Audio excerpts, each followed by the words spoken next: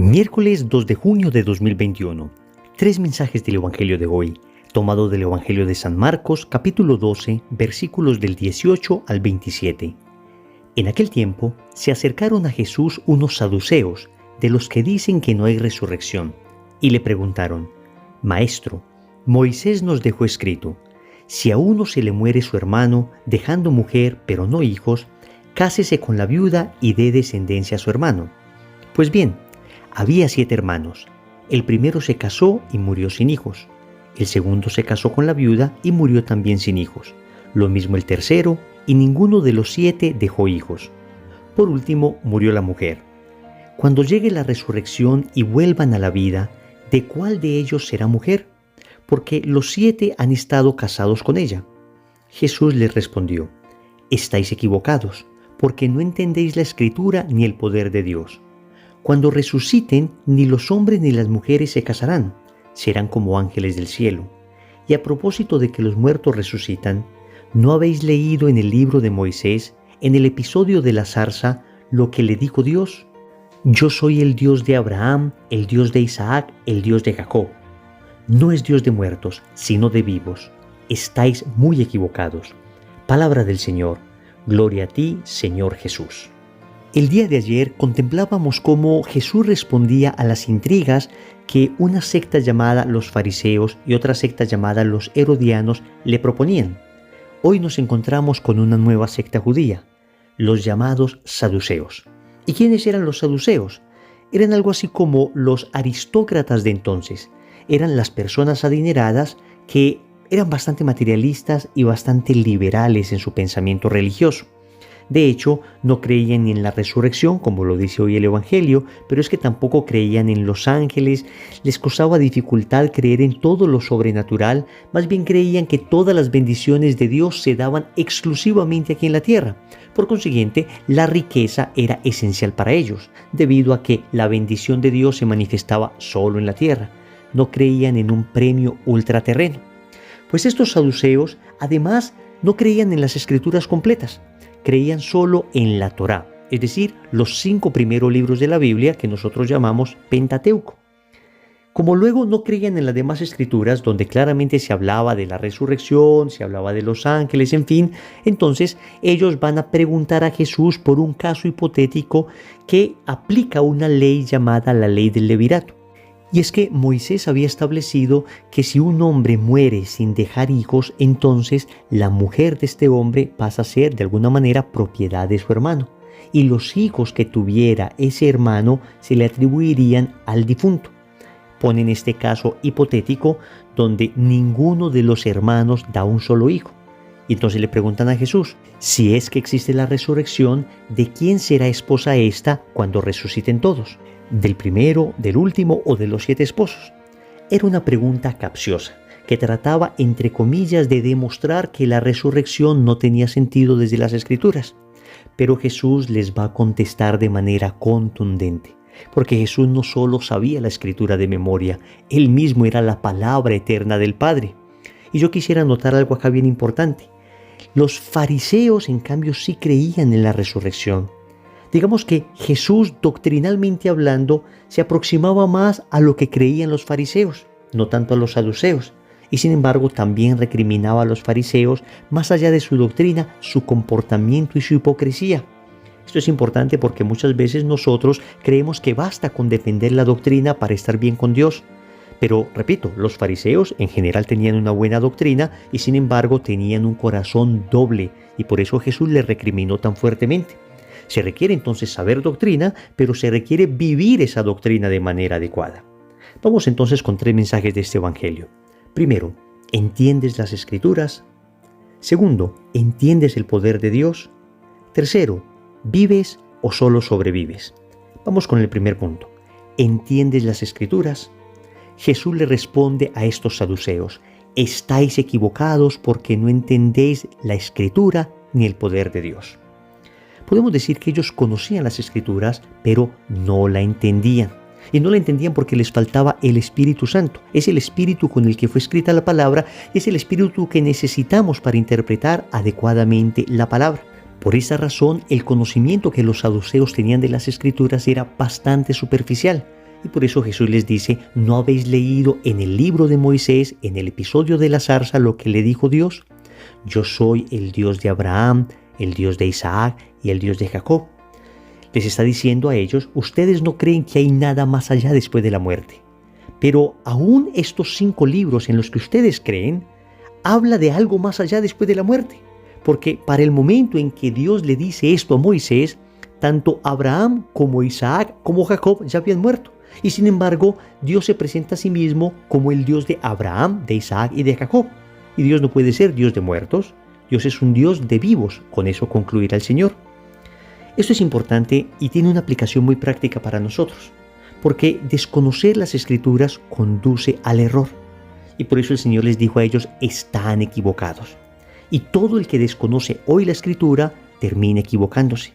Porque si desconocemos la Escritura, ¿qué va a guiar entonces nuestra vida? ¿Cuáles son los principios que vamos a seguir? ¿De qué filósofo nos vamos a agarrar? Por bueno que sea, nunca alcanzará a aproximarse siquiera a la sabiduría de la palabra de Dios. Y si desconocemos la Escritura, entonces, ¿quién es Dios para ti? ¿Qué Dios nos inventamos? Si no creemos en el Dios de la palabra, entonces, ¿en qué Dios creemos? Por eso decía San Jerónimo, el desconocimiento de la Escritura es desconocimiento de Cristo. Es desconocimiento de Cristo. Ahora bien, podemos conocerla nosotros parcialmente, pero luego la entendemos. Cuando leemos la palabra de Dios, ¿entendemos lo que dice? Recordemos el famoso pasaje de los Hechos de los Apóstoles, capítulo 8, versículos 30 y 31, cuando Felipe se encuentra con el etíope eunuco de Candace, que iba leyendo las Escrituras. Y Felipe le pregunta, ¿entiendes lo que vas leyendo? Él contesta, ¿cómo lo puedo entender si nadie me lo explica? Y rogó a Felipe que subiese y se sentase con él. Este texto es aleccionador, porque esto significa que la palabra de Dios necesita a alguien que nos la explique. Y los católicos hemos entendido claramente que ese alguien es la autoridad de la Iglesia. Se llama magisterio. Y en el Catecismo de la Iglesia Católica, en el numeral 85, se habla de esto. Y así dice, el oficio de interpretar auténticamente la palabra de Dios, oral o escrita, y aquí hago un paréntesis, cuando se habla de la palabra de Dios oral se refiere a la tradición, y cuando se habla de la palabra de Dios escrita se refiere a la Sagrada Escritura. Y sigue el texto. Este oficio de interpretar auténticamente la palabra de Dios ha sido encomendado solo al magisterio vivo de la Iglesia, el cual lo ejercita en nombre de Jesucristo. Y esto es muy importante, porque no podemos nosotros andar interpretando la Biblia a nuestro antojo. Podemos hacer aplicaciones espirituales para nuestra vida, pero el sentido literal de la Escritura, digamos el sentido doctrinal de la Escritura, tenemos que preguntárselo a la Iglesia, que lleva 2000 años estudiando la palabra. Es más, a la Iglesia de la que surgió el Nuevo Testamento. Lo que nosotros conocemos hoy como Nuevo Testamento fue escrito por los primeros cristianos, los primeros apóstoles, los primeros obispos, los primeros sacerdotes. Fue escrito por la Iglesia y por eso la misma Iglesia tiene autoridad para interpretarla. Y no puedo dejar de alertarles sobre algunos cursos bíblicos que dan por ahí que son tremendamente contrarios a la enseñanza de la Iglesia. Y conozco personas que me dicen, desde que entré a este curso tengo menos fe que la que tenía antes. Ellos en el curso te van a decir que maduraste en la fe, pero eso en realidad la inmensa mayoría de veces es un eufemismo que está escondiendo lo que en realidad sucede. Están minando los fundamentos mismos de lo que durante 2000 años hemos creído. Segundo, ¿entiendes el poder de Dios? El Señor le dice a los saduceos no solamente que no conocen la Escritura, que no la entienden, sino que tampoco entienden el poder de Dios. Ellos no creían, por supuesto, que Dios pudiese resucitar un muerto. Por eso el Señor les dice, ni la Escritura ni el poder de Dios lo entienden. Y nosotros sabemos que Dios lo puede todo. El ángel le dirá a la Santísima Virgen María, para Dios no hay nada imposible. Lucas capítulo 1, versículo 37.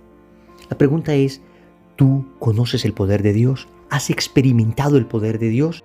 Y para esto, queridos hermanos, se requiere fe. Y la fe es un don que se recibe de lo alto y por eso hay que suplicarla permanentemente.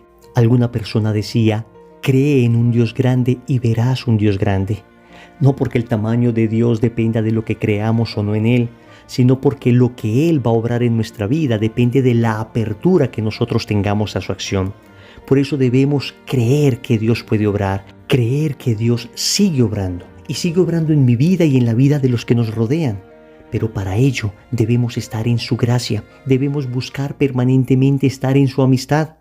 ¿Cómo voy a pedirle a Dios un milagro sobre mí, sobre mi familia, sobre los míos? ¿Cómo voy a decir que creo en el poder de Dios si ni siquiera me he acogido a su misericordia, pidiendo humildemente perdón por mis pecados? ¿Conoces el poder de Dios? ¿Entiendes el poder de Dios? Y cuando hablamos de entender el poder de Dios, nos referimos a que muchas veces el poder de Dios se manifiesta como nosotros no esperaríamos. A veces quisiéramos que Dios se ajustara a nuestros estándares, pero Dios actúa de manera absolutamente libre. Y por eso deberíamos aprendernos esa bellísima oración del beato Carlos de Foucauld que dice: Padre, me pongo en tus manos, haz de mí lo que quieras, sea lo que sea, te doy gracias. Estoy dispuesto a todo, lo acepto todo, con tal de que tu voluntad se cumpla en mí y en todas tus criaturas. Y dejo aquí la oración para invitarlos a que ustedes la busquen y se la aprendan completa. Y de esta manera le digamos a Dios: creo en tu poder y acepto tu acción en mi vida de la manera en que tú quieras. Tercero, ¿vives o solo sobrevives? Concluye el Señor el Evangelio diciendo a los saduceos: no es Dios de muertos, sino de vivos. ¿Y cuánta aplicación tienen estas palabras en nuestra vida? Y es que lo notamos. Mientras más cerca estamos de Dios, más vivos nos sentimos. Y mientras más lejos de Él, más muertos nos experimentamos. Sin Dios creemos estar vivos, pero en realidad solo sobrevivimos. ¿Qué era nuestra vida antes de conocer a Dios?